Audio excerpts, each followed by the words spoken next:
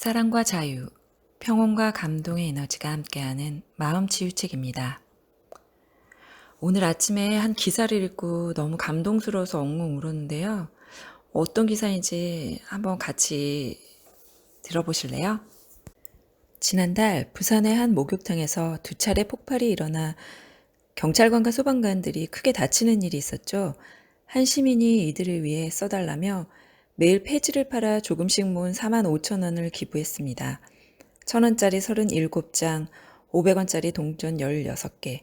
이 시민은 지난 27일 부산 덕천지구대 앞에 현금 4만 5천 원이 든 봉투를 두고 사라졌습니다. 자신을 새아이의 아빠이자 기초생활수급자라고 밝힌 이 시민은 적은 금액이라 죄송하다. 조금이라도 도움이 되길 바란다는 손편지를 남겼습니다. 이 시민은 지난해 9월부터 모두 7차례 익명기부를 이어온 곳으로 알려졌습니다. 형편이 어려운 아이들을 위해 써달라며 과자와 라면, 돼지저금통을 몰래 두고 가기도 했습니다. 자신보다 더 어려운 이웃을 위해 나누는 마음, 진정한 기부가 무엇인지를 새삼 깨닫게 됩니다. 이 기사를 읽고 적어도 오늘만큼은 세상에서 가장 값지고 귀한 금액이 이분의 4만 5천 원이 아닌가 하는 생각이 들었습니다. 내가 할 수 있는 선에서 최선을 다해 남을 돕는 마음과 행동이 너무 감동적이었어요. 그래서 오늘 나누고 싶은 책은 죽을 때 후회하는 25가지입니다. 오츠 슈이치 지음, 황소연 옮김, 2009년 12월 18일 발행된 책입니다. 25가지 후회 중에 네 번째 후회, 친절을 베풀었더라면을 읽어보겠습니다. 저는 지금까지 친절도 선행도 모르고 살았습니다. 다른 사람을 위해서 열심히 일하시는 선생님을 보니 제 자신이 너무 부끄럽네요. 정말 대단하세요.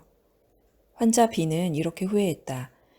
창문 밖으로 향한 그의 눈가가 촉촉히 젖어 있었다. 눈물이 햇빛을 받아 반짝거렸다.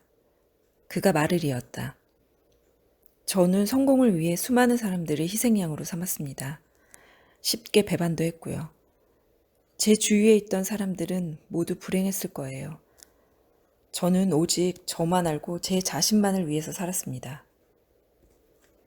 B는 내 쪽으로 고개를 돌렸다. 사뭇 진지한 표정이었다.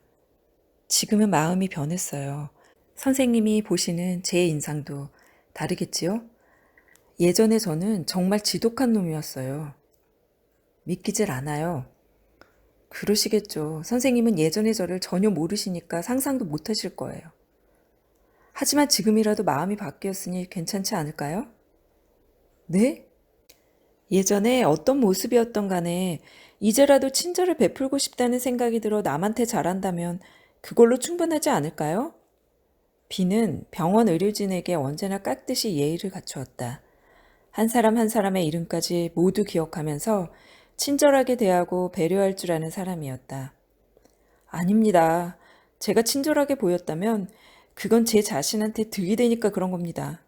타인을 위해서 친절을 베푼 게 아니에요. 그는 부인했지만 나는 그렇지 않다고 확신했다. 겉과 속이 다른 친절, 거짓으로 하는 사탕발림은 말기 의료 현장에 몸담고 있는 사람이라면 누구나 쉽게 간파할 수 있다. 정말 그렇게 생각하세요? 네, 저는 정말 나쁜 놈입니다. 하지만 저는 B씨를 알게 되어서 정말 좋은데요. 친절한 분이라고 다들 칭찬이 자자해요. B는 다시 고개를 돌려 창밖을 바라보았다. 흐르는 눈물을 나에게 보여주고 싶지 않았던 것일까? 그의 어깨가 살짝 떨리고 있었다. 자신을 깨닫게 된 것만큼 행복한 것은 없지요.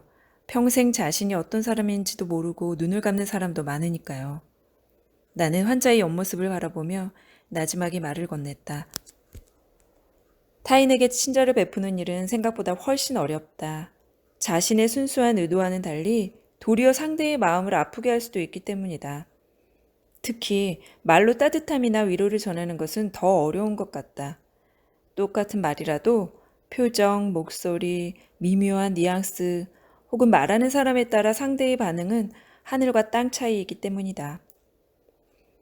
말기 환자들에게 완화 치료를 실천하는 나도 위로의 말이나 따뜻한 말을 건네야 할 상황이 오면 머뭇거릴 때가 있다. 말기 환자들에게는 그러한 말이 친절하게 들리지 않고 오히려 더 불쾌할 수도 있기 때문이다. 가끔은 공허한 말보다 침묵이 상대방의 가슴을 울리기도 한다. 당연한 이야기겠지만 진심이 담기지 않은 위로와 격려는 역효과를 낳는다. 그렇다고 아무 말 없이 들어주기만 해서도 안 된다. 상대의 이야기에 귀 기울이면서 자신의 생각을 솔직하게 표현해야 한다. 또한 단순히 공감만으로 부족할 때도 있다. 실제 병원에서 생활하다 보면 의사인 나에게는 환자의 마음을 고려하지 않고 정황에 따라 가장 나은 최선책을 제시해야 할 때도 있다. 다정다감한 말보다 똑부러진 태도가 환자에게 도움을 주는 경우처럼 누군가에게 친절을 실천한다는 건 생각보다 힘들고 어려운 길인 듯하다. 그럼에도 불구하고 친절을 베풀기 위해 자신의 마음을 여는 일은 바람직한 일이다. 유감스럽게도 세상에는 타인을 무시함으로써 자신의 욕구 불만을 해소하거나 자신의 가치를 높이려는 사람들이 많다. 인간도 먹고 먹히는 동물의 법칙에서 예외이기 어렵다. 더욱이 법과 이성의 테두리에서 벗어나 선과 악이 불분명해진다면 동물의 세계와 마찬가지로 약육강식이 지배하는 세상이 되리라는 건 안 보고도 알 수 있다. 약자는 약자라는 이유만으로 친절과는 정반대인 멸시와 모욕을 당하고 강자는 세상을 부리며 모두가 자신의 발 아래에 놓여 있다고 생각하게 된다. 그러나 죽음 앞에 서면 약자든 강자든 모두 약하고 작은 존재가 되며 자신의 잘못을 뉘우치게 된다. 지위나 부에 상관없이 전혀 다른 세상이 보이는 것이다. 사람은 누구나 선과 덕을 갖추고 있다고 나는 믿는다. 하지만 주변을 돌아보지 않고 앞만 보고 질주한다면 그것은 빛을 잃는다. 만약 평소에 타인에게 못된 짓을 일삼았다면 마음을 바꾸어라. 친절을 모르고 지냈다면 지금부터라도 친절을 의식하며 사람들에게 부드럽게 다가가라. 선행과 친절을 베풀지 않으면 장담하건대 당신은 나중에 반드시 후회한다. 인생에서 백전백승을 외쳐도 죽음 앞에서는 무릎을 꿇는 게 인간이다. 그렇지만 생의 마지막을 패배가 아닌 아름다운 마무리라고 생각한다면 죽음이 마냥 두렵지만은 않을 것이다. 그리고 얄팍한 처세가 아니라 타인에게 진심으로 너그러웠던 사람은 삶을 마무리하는 순간 자기 자신에게도 한없이 너그러울 수 있다. 삶에서 진정으로 베품을 실천한 사람은 죽음을 두려워하지 않는다. 인간을 사랑하며 자비를 실천한 환자를 나는 많이 알고 있다. 그들의 아름다운 미소는 나의 뇌리에 깊이 새겨져 있다. 남에게 한없이 베풀며 살았던 사람들은 후회를 넘어선 곳에 우뚝 서 있었다. 따뜻한 마음이 아마도 그들을 그곳으로 인도했으리라. 저는 가끔 이런 생각을 하곤 했습니다. 물론 순수한 마음으로 행한 것들이었지만요.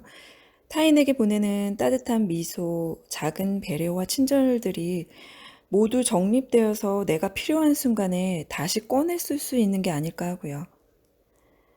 오늘 하루도 예쁜 마음 한번 내보시길 바랍니다. 기쁨과 조화, 평화와 감탄의 하루 마음 치유책과 함께합니다. 사랑합니다. 축복합니다.